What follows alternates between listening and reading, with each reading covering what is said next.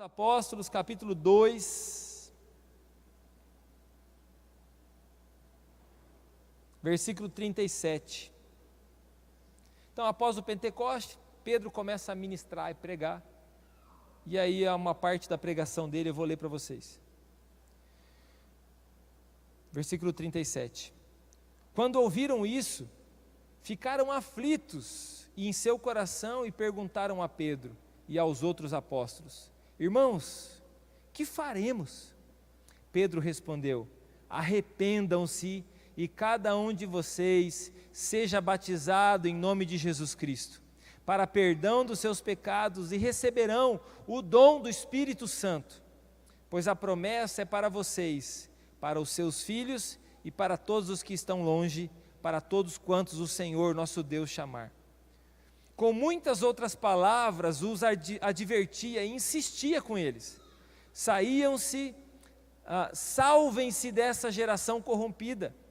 Os que aceitaram a mensagem foram batizados, e naquele dia houve um acréscimo de cerca de 3.000 pessoas. Eles se dedicavam ao ensino dos apóstolos, e à comunhão, e ao partir do pão, e às orações. Todos estavam cheios de temor, e muitas maravilhas e sinais eram feitos pelos apóstolos. Os que criam mantinham-se unidos e tinham tudo em comum, vendendo as suas propriedades e bens, distribuíam a cada um conforme as suas necessidades. Todos os dias continuavam a reunir-se no pátio do templo, partiam o pão em suas casas e juntos participavam das refeições com alegria e sinceridade de coração, louvando a Deus e tendo a simpatia de todo o povo, e o Senhor lhes acrescentava diariamente os que iam sendo salvos. Espírito Santo, nós pedimos ao Senhor que nesse momento venha sobre essa igreja, como o Senhor veio em Pentecoste. Senhor Deus, venha sobre nós e produza, Senhor Deus, dentro de nós vida abundante. Gere dentro do nosso coração agora, Senhor, frutos.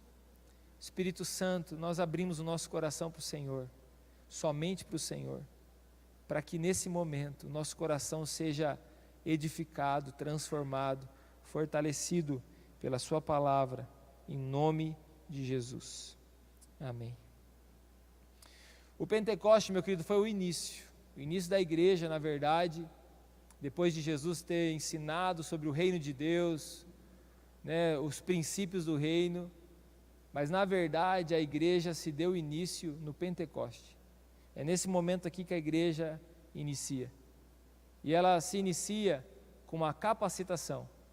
Não tem como você fazer algo que você não aprendeu, não tem como você começar algo, continuar algo, se você não tem uma força inspiradora por trás, se você não tem a capacitação para isso. Não tem como você aprender a falar se você não tem alguém que está dando o exemplo para você de falar. Não tem como você fazer algo sem antes aprender. Aliás, as pessoas que mais aprendem, que têm mais habilidade de aprender, são aquelas que têm aquelas que têm mais habilidade de ensinar, são aquelas que têm mais habilidade de aprender, não perdem essa capacidade de aprender.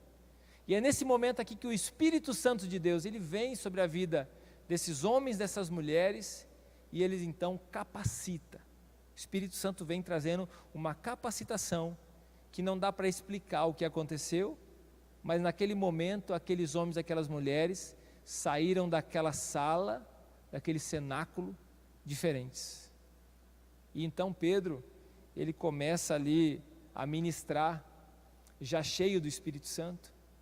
Na verdade, ele começa a explicar um momento de crise ali, um momento de caos. Uma cidade cheia de visitantes, de pessoas de outros lugares que vieram para aquele período de festas em Israel. E de repente, então, vê aquelas pessoas como se estivessem embriagadas. Começam a criticar aquelas pessoas. Nós temos que aprender a transformar as críticas que nós recebemos em transformação sobre a nossa cidade, sobre as nossas vidas.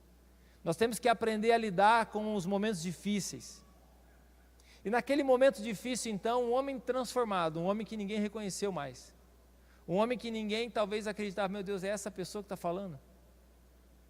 Pedro se levanta no meio desse caos, né, um homem cheio de coragem, se levanta no meio do caos. E eu quero só voltar um pouquinho aqui e dizer para você o seguinte: a igreja ela está começando, mas ela está começando e ela não tem uma organização, não tem uma organização ainda definida, ela não sabe muito bem como vai funcionar as coisas. E a gente é ao contrário, a gente quer saber muito bem como que vai funcionar as coisas, a gente quer saber muito bem qual que é a nossa função nesse negócio. Mas naquele momento a igreja começa, e a igreja começa, não está muito organizado, mas essa igreja está capacitada pelo Espírito Santo, essa igreja está sendo orquestrada pelo Espírito Santo, é como um concerto, né, de música, vários instrumentistas, e aqui eu estou diante de vários instrumentistas, pessoas, cada um com seus dons, com seus talentos. Olha para a tua mão, está aí na sua mão o dom e o talento que Deus te deu, né? E eu também estou aí junto com você, nessa orquestra. Eu não sou o maestro, é o Espírito Santo que é o maestro, e o Espírito Santo então está com a batuta orquestrando, né, essa orquestra, está ali conduzindo, sabe o papel de cada um, sabe muito bem quem é você, sabe muito bem o que Ele já colocou dentro de você. E também esse povo agora, esses 120 pessoas que estavam ali, além de orquestrado pelo Espírito Santo, já estaria de bom tamanho isso daí. Essas pessoas também, elas estão cheias de coragem. Elas já não são mais reconhecidas, elas não são mais reconhecidas porque elas estavam ali fechadas, com medo do que estava acontecendo.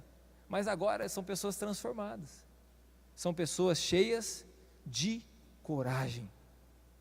E eu olho para vocês hoje, e eu vou afirmar isso sobre a vida de vocês, que eu estou aqui diante de pessoas, de homens, de mulheres, de jovens, de crianças, cheios de coragem, cheio da coragem vinda do Espírito Santo, cheio de coragem, de capacitação, sendo conduzido pelo Espírito Santo.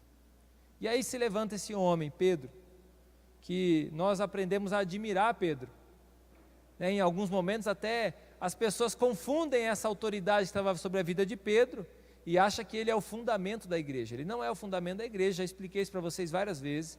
O fundamento da igreja é Jesus, mas por causa agora desse homem que ele foi transformado, dessa pessoa que ele se tornou, as pessoas começam a admirá-lo. Ele assume um papel de liderança. Antes ele era bom para falar sobre liderança, antes ele era bom para dizer: ah, Jesus, ó, esses aí não quer nada com nada, esses aqui estão fazendo isso aqui, ó. Ah não, Jesus, todo mundo pode te abandonar, mas eu não vou te abandonar. Então Pedro era bom, ó, na conversa. Pedro queria agradar a Jesus todo momento, e não duvido, e não estou dizendo que Pedro não tenha tido uma conversão genuína. Apesar da conversão que ele tinha, ele só não tinha maturidade, ele não sabia lidar com aquilo que Deus tinha dado para ele ainda.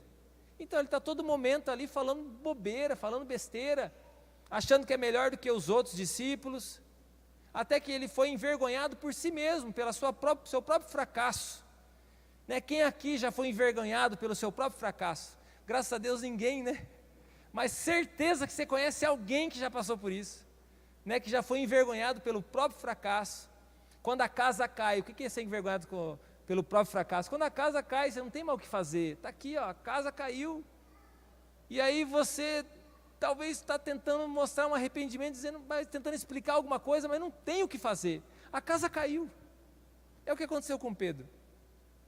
E aí Pedro agora, vindo para esse momento exato, desse momento, ele não era a pessoa melhor, ele não era o mais inspirador, mas ele se tornou alguém cheio do Espírito Santo. E algo que tem estado no meu coração, tem sido um clamor já há muito tempo, e não somente no meu coração, mas já de longa data no coração de muitos homens de Deus, mulheres de Deus, tem sido que nós precisamos para a nossa geração, pais espirituais para a nossa geração. Nós precisamos para esse tempo que se levantem pessoas que chamem a responsabilidade para si e digam assim: ó, eu vou liderar esse povo, eu vou conduzir esse momento, eu vou assumir a responsabilidade como um pai espiritual, como uma mãe espiritual. Então, nesse momento, Pedro está se levantando e dizendo para todo mundo que estava ali, dizendo assim, o que vocês estão vendo, essas pessoas não estão embriagadas. Poderia ter todo mundo falado, não tinha uma ordem ali, quem deveria falar, mas Pedro chama a responsabilidade para ele. O que Pedro está fazendo? Ele assume a responsabilidade. Você falou, vocês estão dizendo que eles estão embriagados? Eles não estão embriagados. O que está acontecendo é o seguinte, daí ele começa a falar. Se você voltar ao capítulo 2, você vai encontrar a pregação de Pedro. E ele começa a discorrer as coisas com sabedoria, ele começa a falar com intrepidez, com coragem. Não é mais a mesma pessoa, não aparenta mais ser a mesma pessoa. Não é aquela pessoa que queria pisar na cabeça dos irmãos para ser o mais importante. Não é aquele que estava tentando negociar quem que ia sentar do lado de Jesus. Não é aquele que estava querendo ser mais do que ninguém, pelo contrário, agora é alguém responsável, que chamou responsabilidade para si. E eu estava conversando com um pastor, até compartilhei com os irmãos hoje à tarde, estava conversando com um pastor amigo meu, ele estava me contando uma história da vida dele. E ele me contou essa história e disse assim, ele estava fazendo uma trilha com algumas pessoas num lugar inóspito, numa ilha, no meio do oceano lá. Então estavam numa aventura. E eles iam passar vários dias lá. Já estavam há mais de 8 dias caminhando por essa ilha. Então eles tinham o objetivo de dar a volta ao redor da ilha. Mas aí no meio da viagem começou legal, né? Sabe aquela viagem que começa legal? Divertido, todo mundo animado, né? Tem barrinha de chocolate, tem as coisas, né? Está todo mundo inspirado para tirar uma foto legal e publicar no Instagram, para dizer o quanto é legal estar fazendo aquela viagem. Mas no meio da viagem estava todo mundo cansado, é mosquito picando, já não tomava banho direito, água só de cachoeira, né? Começou a faltar as comidas gostosas, e aí naquele momento começou a gerar um probleminha, a gerar conflito, e de repente eles se perderam no meio do mato. E aí naquele momento ele disse o seguinte, ele estava no meio com um grupo de pessoas, amigos, ele disse o seguinte, naquele momento o caos se instalou no nosso meio. E ele me disse algo, naquele momento eu peguei, sabe aqueles momentos que a gente não pode perder o ensinamento? Não é que ele falou assim, mas quando nós estamos no momento do caos, é aí que surge o líder. Eu estou dizendo isso para vocês de todo o coração. Se tem um momento de caos que nós estamos vivendo, é agora. Talvez você está vivendo um caos pessoal, ou viveu o caos pessoal, mas nós estamos vivendo um caos coletivo. E se há um momento de caos, que é necessário que pessoas se levantem como Pedro e chamem a responsabilidade para si, esse é o momento. Seja bem-vindo. Seja bem-vindo a esse momento. E se há um momento para que os Pedros se levantem, esse é o momento. Não vai adiantar depois você querer tirar uma foto com o troféu. Não vai adiantar você ir lá na sala de troféu e querer tirar uma foto do lado do troféu. Não é a sua glória, não é o seu troféu. Mas agora é o momento que se levantem, homens e mulheres, jovens, adolescentes, não importa a sua idade, não importa se você é um homem ou uma mulher, mas que se levantem pessoas cheias do Espírito Santo, dê um passo à frente e assumam a liderança. Assumam a liderança e se coloquem como referência, porque o líder, ele tem que se colocar como uma referência. O líder, ele precisa se posicionar como uma referência. E eu estou dizendo para você, não é o melhor, não é necessariamente o mais inspirador, não é o mais bonito, não é o mais forte, não é o mais inteligente, mas é aquele que está dando um passo à frente. Qual é a distância que você está da conquista que Deus tem reservado para nós e também para você? A distância que você está é um passo.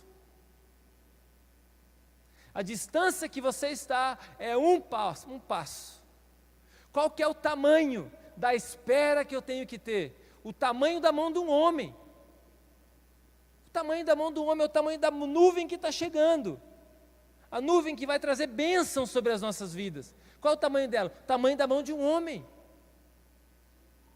Então, nesse momento, nós precisamos no pós-Pentecostes.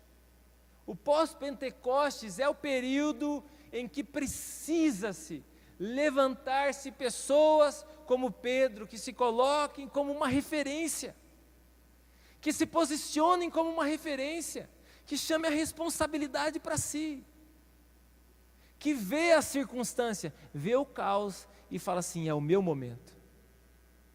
Final de jogo, está o jogo empatado, 45 do segundo tempo, pênalti. E aí, você é qual jogador? O que pensa assim: ah não, é melhor o fulano de tal bater. Ou aí o cara fala assim: não, deixa para mim, eu vou chamar essa responsabilidade para mim, eu vou bater esse pênalti. De qual da história você está? Ah, mas se eu for lá, e for como na Copa de 94, Básio lá, acho que era esse o nome do cara, eu estava muito novinho, né? Vai bater o pênalti, pá, lá para não sei aonde a bola. Até hoje nós lembramos desse pênalti mal batido. Quem que você vai ser nessa história? O que está vendo a circunstância é a oportunidade. Precisa-se de um Pedro ou de uma Pedra. Precisa-se de uma pessoa. Eu vou levantar minha mão, sou eu essa pessoa. Sou eu essa pessoa. Sou eu essa pessoa. Que se levantem essas pessoas nesse tempo. E eu estou falando isso aí realmente para dizer para você que nos momentos do caos, é o momento que se levanta a liderança. E a sua coroa, o seu troféu, está reservado pelo Senhor. Leia Apocalipse, você vai ver. Ao vencedor. Pedro, nesse momento, ele está se levantando como alguém vencedor. Se você quer situações difíceis, ele vai numerar várias para você. Se você quer uma conjuntura totalmente desqualificada, ele vai numerar várias para você, está tudo ruim. É o momento que nós estamos vivendo, tem muitas coisas boas, você tem desfrutado de coisas boas, graças a Deus, porque você é filho de Deus. Mas nós estamos vivendo um momento em que precisa-se levantar pessoas que digam: sim, Senhor, eu quero ser esse homem, eu quero ser essa pessoa. Líderes que se levantem nesse momento pós-Pentecostes. Que digam: sim, Senhor. Que digam: eis-me aqui, Deus. Eu faço parte desse avivamento. Um dia nós fizemos uma camiseta: eu faço parte de um avivamento. Uma das primeiras camisetas que nós fizemos. Bonita aquela camiseta. Vestir uma camiseta escrito: eu faço parte de um avivamento. É legal quando todo mundo está correndo junto. Agora, meu querido, no momento do caos, onde ninguém almeja isso aí, onde tudo está difícil, onde diariamente circunstâncias difíceis estão batendo na nossa porta, é nesse momento então que é necessário que se levante pessoas extremamente corajosas. Numa das viagens que eu fiz no período da faculdade, nessa viagem eu fui roubado, eu e a Márcia fomos roubados, e levaram todo o dinheiro que eu tinha na carteira, era praticamente o dinheiro que eu tinha da minha viagem. Sobrou quase nada para a gente voltar, ainda bem que as passagens estavam compradas, a gente estava em outro país. E eu me lembro que a gente, para fazer essas viagens de mochilão, né, que a gente fazia, sempre fizemos esse tipo de viagem, a gente sempre buscava o setor mais econômico, né, em várias circunstâncias, tem várias histórias para contar. Mas nessa viagem, por exemplo, a gente viajou na virada de ano, ano novo, então a gente passou o ano novo sem comemorar, porque fuso horário, cada um num horário. Então, nem sabia que hora que era o ano novo. Mas aí na volta, a gente então, para economizar a passagem, a gente ficou um dia dentro do aeroporto, uma noite dentro do aeroporto. Nós dormimos no aeroporto. Então a gente chegou ao aeroporto, tipo 6 horas da tarde. E daí naquele momento a gente foi se acomodando, achamos um cantinho legal lá para nós. E ficamos ali, porque o nosso voo ia sair no outro dia bem cedinho. Mas a gente então quer passar a noite ali naquele aeroporto. Num país estranho, não falava a língua direito daquelas pessoas. E eu combinei com a Márcia, falei assim: amor, vamos fazer o seguinte, você descansa, eu vou ficar aqui acordado, daí daqui a pouco, daqui a um período, falei assim, daqui 1 hora mais ou menos eu te acordo, eu descanso um pouquinho e a gente vai revezando. Eu peguei um livro, eu li o livro inteiro, deixei ela dormir mais. Falei assim: agora, amor, acorda um pouquinho que eu já estou não aguentando mais. Ela acordou e eu deitei um pouquinho, mas daí ela pegou no sono também. O guarda dormiu. E de repente, eu dou aquele sono leve, né? Você não está dormindo acomodado, você está numa cadeira de um lugar de espera. E aí eu senti, sabe aquela presença de alguém que está assim em cima de você? Você sentiu isso ou não? Eu senti assim, que tinha alguém junto comigo. E eu estava dormindo, eu estava assim, tranquilo, né? Dormindo com o olho aberto. E tinha uma pessoa olhando as nossas coisas, ele ia roubar alguma coisa. Estava procurando alguma coisa para roubar. E ele estava assim, olhando em cima de mim. E aí, de repente, eu abri meu olho. Talvez era melhor não ter aberto o olho, né? Eu abri meu olho, me levantei numa coragem. Estou falando de verdade agora. Uma intrepidez, uma coragem que eu confesso para você que talvez eu não teria em outra circunstância. Até em inglês eu falei naquele momento. Hã? Vixe, o bicho era grandão, sem brincadeira. Eu estava na África, não estou falando com preconceito não, mas era um baita de um negão desse tamanho. E aí, de repente, quando eu vi ele assim em cima, eu pulei da cadeira e eu comecei a falar inglês com ele, não sei, não me pergunte como. Falei, what's happening, man? E fui para cima dele. E o homem saiu correndo. Mas está tipo aquele leãozinho, né? Eu fico imaginando, devia ser tipo aquele leãozinho que está assim. E atrás tem um leãozão, né? Jesus, leão da tribo de Judá. Então era mais ou menos assim. Por que eu estou contando essa história? Meu querido, momentos de coragem, atitudes de coragem, é esse momento que nós precisamos que se levantem homens e mulheres de coragem. Chame a responsabilidade para si, bata no peito. Não é aquele que bate no peito e fala assim, oh, pode deixar, o fulano de tal vai fazer. Ah não, pode deixar para mim, não, o fulano de tal faz. Não, pode deixar para mim, não, o fulano de tal resolve. Não, pode deixar para mim, minha esposa resolve. Não, chama a responsabilidade para si e fala assim, eu vou dar o meu melhor. Eu vou agir com coragem diante disso. Ninguém acredita em você, meu querido. Posso afirmar para você que a tua nação não acredita em você. Eu posso afirmar para você que nem o Papa acredita em você. De verdade. Nem o Papa acredita em você. Indagado aí sobre o Brasil, né, pedindo uma bênção para o Brasil, eu não sou católico, mas só comentando. Pedindo uma bênção para o Brasil, e uma bênção sempre é bem-vinda, não é verdade? E o que ele disse sobre o Brasil? Que o Brasil não tem salvação, porque é muita cachaça e pouca oração. Agora eu pergunto para você, ele está certo ou está errado? Ele está errado. Sabe por que ele está errado? Porque Jesus morreu na cruz, porque há salvação para nós. E é isso, glória a Deus, aplauda ao Senhor. Ele está totalmente errado. E dizem que o Papa é infalível, não é. Já está errado aí em dizer que ele é infalível, que não comete erro e não comete pecado. Deveria ir lá, oficialmente, se fosse qualquer pessoa, deveria fazer, pedir perdão por ter falado isso aí. Porque não é isso que Deus pensa a nosso respeito. Ou vai me dizer que é isso que Deus acha a seu respeito? Não é isso que Deus acha a seu respeito. E mesmo que fosse essa a realidade da nossa nação, mesmo que fosse, eu tenho sido lutado contra isso, contra qualquer tipo de vício, contra o álcool, contra as drogas, quanto que for, eu tenho falado isso muito aqui nessa igreja.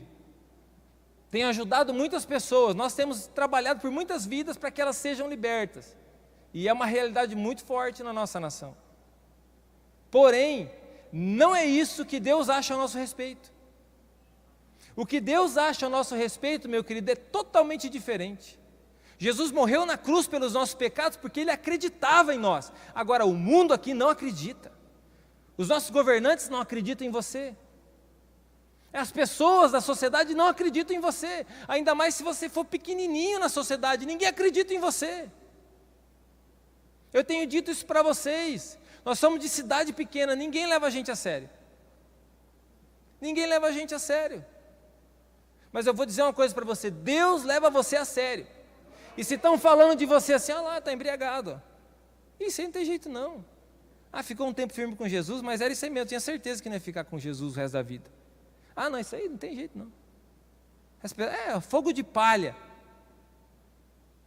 Você tem que entender que é isso que o mundo está dizendo, mas tem que se levantar do lado de cá, homens e mulheres como Pedro, chama a responsabilidade para si e falar assim, vocês não estão entendendo o que está acontecendo.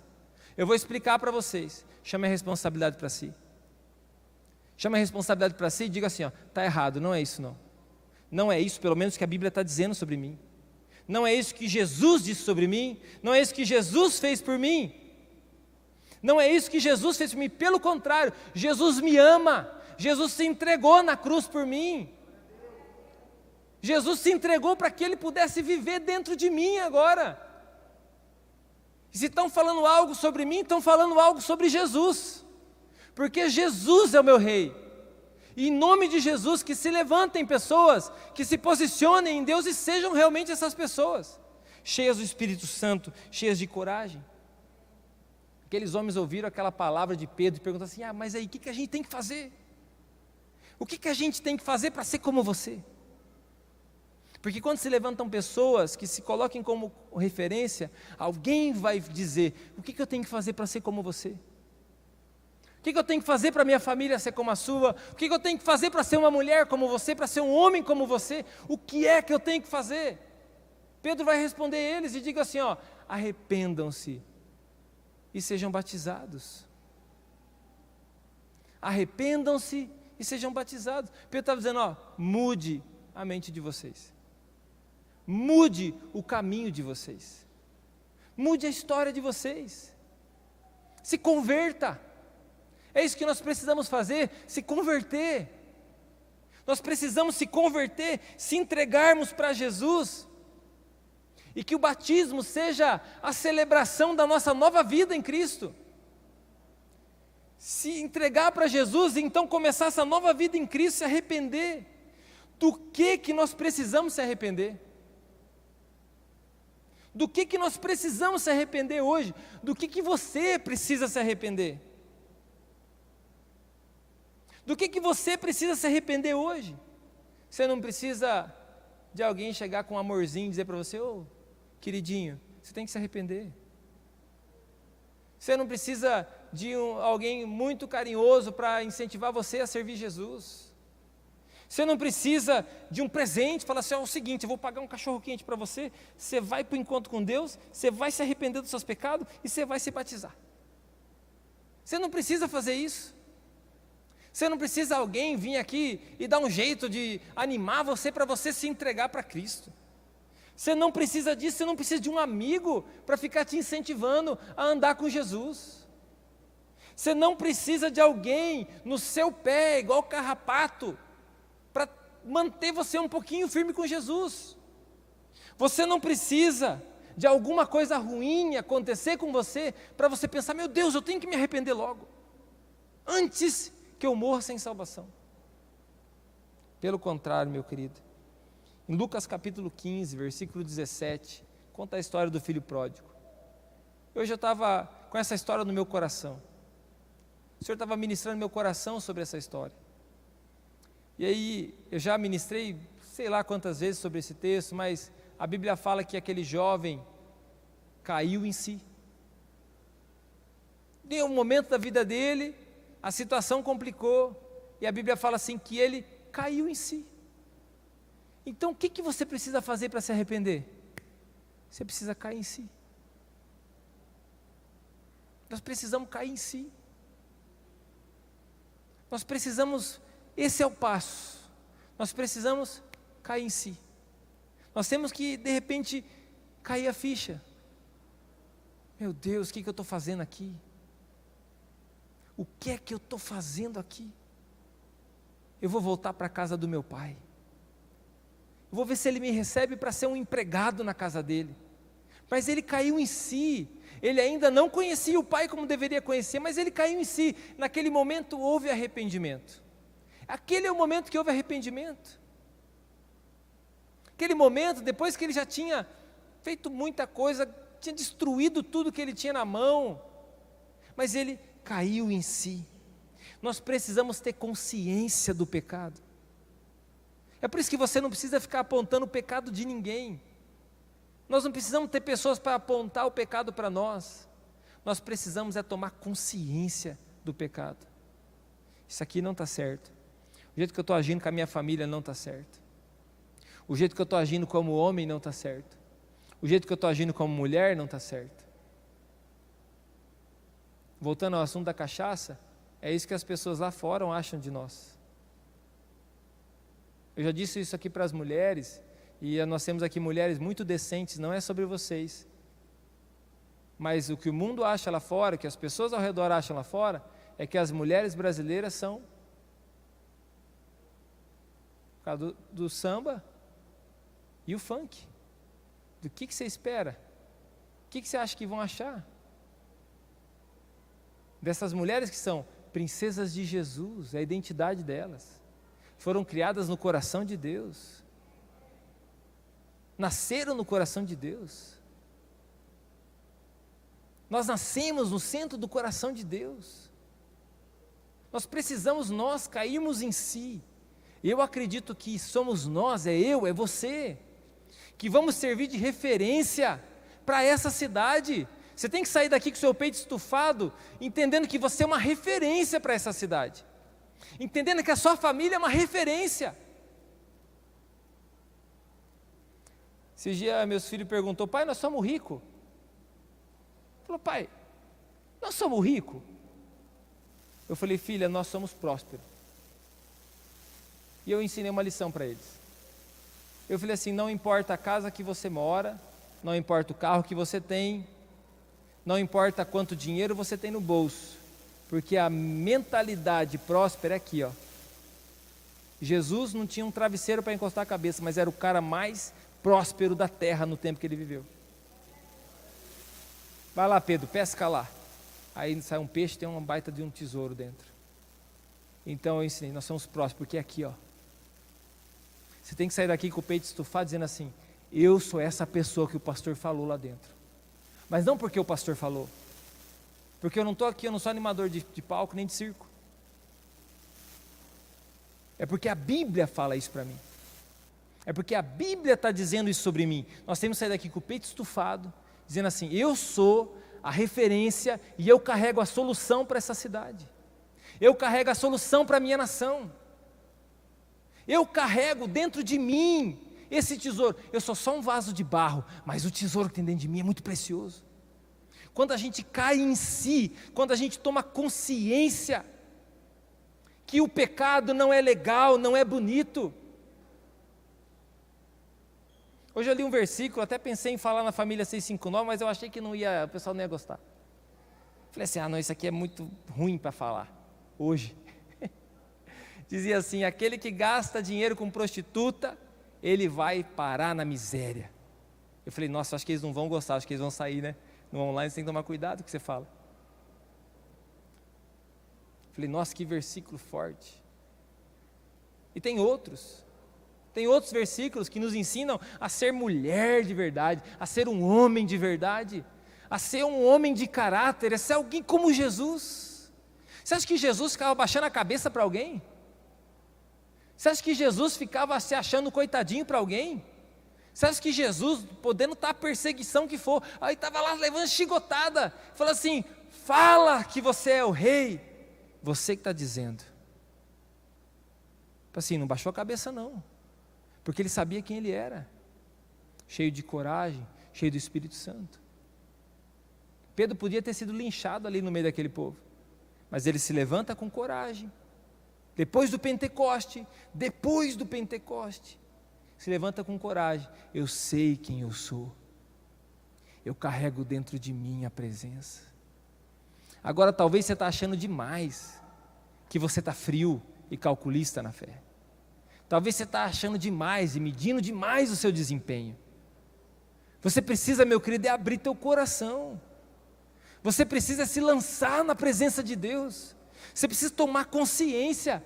Pecado não é legal, pecado não é prazeroso, não é bonito. Nós não temos que se orgulhar das coisas erradas. Não é nada para a gente se orgulhar.